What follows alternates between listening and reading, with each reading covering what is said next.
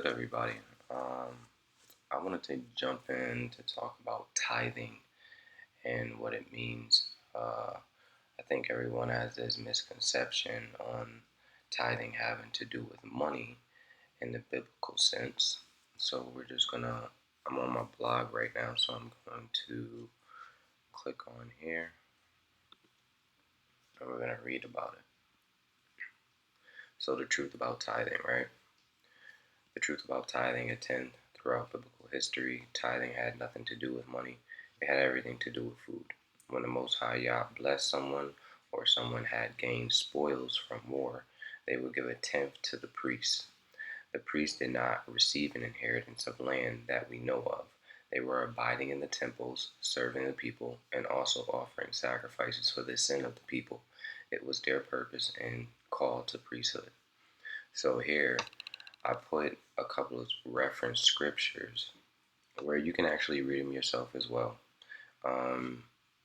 where we see that when it comes to tithing, we know that Jacob tithed, right? Um, he vowed to give a tenth to the Most High because the Most High had blessed him. So that was his way of giving thanks, giving praise, and then also faith that the Most High Yah would bless him even more because of that. Because you have to remember back in that times, it wasn't necessarily about money. It was about produce, food, your cattle, your ox, and things like that, like farmers. You know what I'm saying? Like agricultural things. And here's one of the verses where they use they use it to make people feel bad and trap them into tithing. So I just want to break down this specific verse here. It says, "Bring ye all the tithes into the storehouse, that there may be meat in my house, and prove me wrong herewith, says Yah. If I will not open up the windows of heaven and pour you out a blessing, that there shall not be room enough to receive it. And I will rebuke the devourer for your sakes, and he shall not destroy the fruits of your ground, neither shall your vine cast her fruit before the time in the field, says Yah." So here we can see that they were living off the land. They were being provided for by the Most High, because that's how everything was in the beginning. The Most High provided everything if he planted it, or if, we had the seeds to plant it, he would send the water, he would send the rain.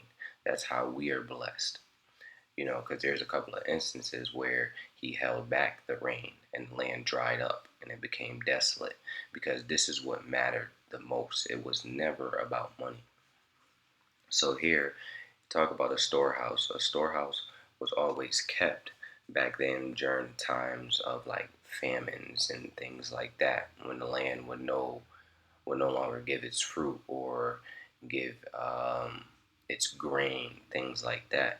So this is how they had to prepare as well, a storehouse. Because if you remember the story of Joseph, right, where there was going to be a famine over the land of Egypt for 7 years, and this is where they stored up all the food, all the grain that they possibly can, in order to sustain them through the famine, because that's what the Most High had warned him about.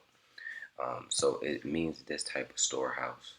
And when it says that there may be meat in my house, it just means food in the house that people will be provided for. And his house, specifically speaking, is not for the Most High's house. And when he say his house, he means the house of Yasharel, the people, the chosen people, the elect. That's what he means. And prove me now. So he said, when they were instructed to do that at that time, he said, "I will open up the windows of heaven." And what's going to come out of the windows of heaven? We know that rain is going to be poured out. He's going to rain down like never before. And then it says that there will not be room enough to receive it. That means that their food, their produce, everything is going to be so bountiful. There's going to be plenty of it that they may not be able to receive all of it. You know what I mean? So that's what he's talking about in this verse. And he said, when I will rebuke the devourer's sake, you have to understand the devourer is like locusts, things that eat plants, things that we experience today, right? When you have a crop of something and then you have all these animals and bugs and things like that will go into your crop and destroy it. You know what I'm saying? So this is what he's talking about, because the Most High has control over everything. He's sovereign. He has control over the animals. He created everything. He has control over his entire creation. So this is where he's telling us to have faith in him, that even if we bring everything into the storehouse, that he will still provide for us. So this is what tithing is really about. It's about produce, it's about fruit, it's about oxen and things like that. We didn't have any currency at that time. This is just the best that we had, which is great because we were provided for. And any skills we learned to pick up on the way, such as carpentry, such as, building tents and things like that. That's just what we worked with our hands. That's just what we did. That was like our 9 to 5. Our skill set was our 9 to 5, right? And so let me continue here. Let me read here. This is just another reference scripture about tithing. And let me explain this one here for you. This is during the time of Abraham. Remember, Abraham had went to war at this time, so everything he received from the spoils of war, he went and he tithed. So this is when the Most High had delivered the enemies of Abraham into his hand, and he went to tithe to Melchizedek, right, the high priest at that time. So it goes to show you that the priests, they receive a tithe, but it was always produce and things like that. It was never about money. Never about money. It became about money when they created this whole system, and they quote unquote call it churches and things like that. They created this whole system where now, yes, they guilt trap people, you know, and make them feel bad. And they use these scriptures to bind up people and to receive their money. And sometimes people end up giving out their last, you know what I'm saying? And they don't even have anything to show for it, but yet you make these pastors and every person that's in this pulpit, these temples, you make them rich, you make them stronger, you make them wealthier. You make the oppressor wealthier. That way they are continuously on top of you. You know what I'm saying?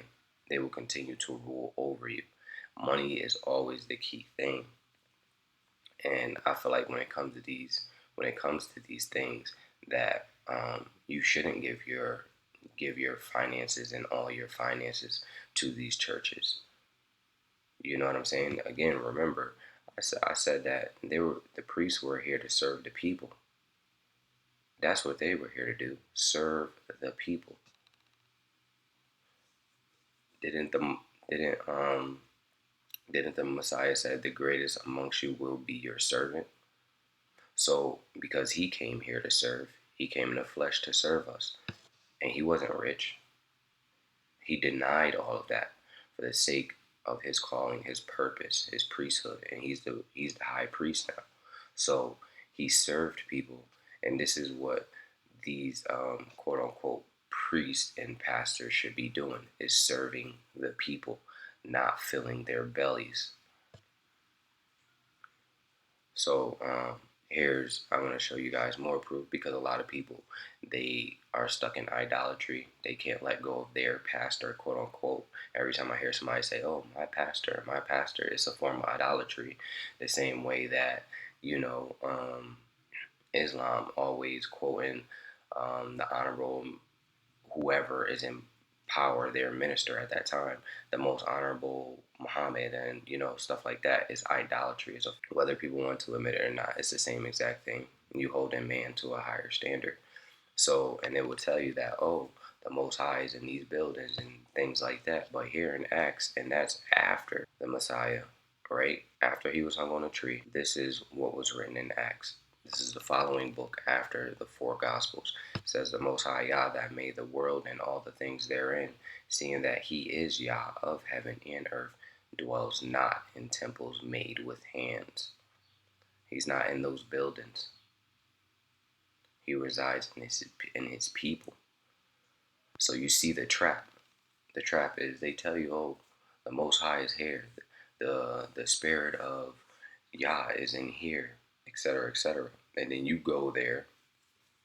Then they preach a good sermon, you know, according to your itchy ears, and people set up these teachers according to their itchy ears, and they preach a good sermon, and then they take your money, and then they send you on your way home, and you're still struggling.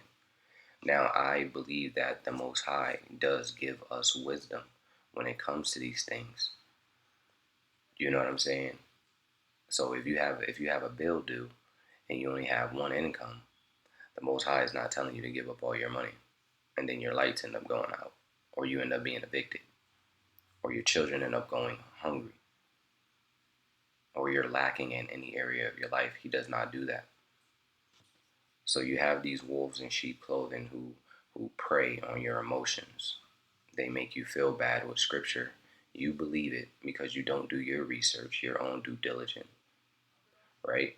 And then you believe in them more than you believe in the Most High Yah. While they're sitting here living wealthy, having all these cars, buying up land and buying up homes, on vacationing with their family, yet you are not doing any of those things except struggling, you know? And when you speak on this topic and you start exposing things, you're gonna have people in these churches in the delusion. They're going to defend their pastor by all costs. They're going to defend whoever they're sitting up under and being ruled over by, no matter what. It's because they're brainwashed and they're caught up in idolatry. So, yeah, I just wanted to go over this and explain this in depth. I've already put out a video where it's just audio and it's just going through what I had screenshot in these screens here, just so people could read it, listen to a little background music or whatever, and that's it. But I felt like I needed to explain this verse because this is always taken out of context. A lot of these scriptures are taken out of context, honestly, and that's how people are being bewitched and deceived and tricked because they don't do their own research and they get caught up in witchcraft and enchantment and being deceived. So I hope you guys enjoyed this, and I hope it gave you some sort of insight. You can always go back to this website and copy and paste all of this information for yourself and study it for yourself. But I recommend that people do get into this word and study it for themselves, and not just that. Look at other books as well. You know what I'm saying? It won't hurt to do your research and study. It definitely don't. So may Yah bless you and may He guide you into all truth. Praise the Most High Yah.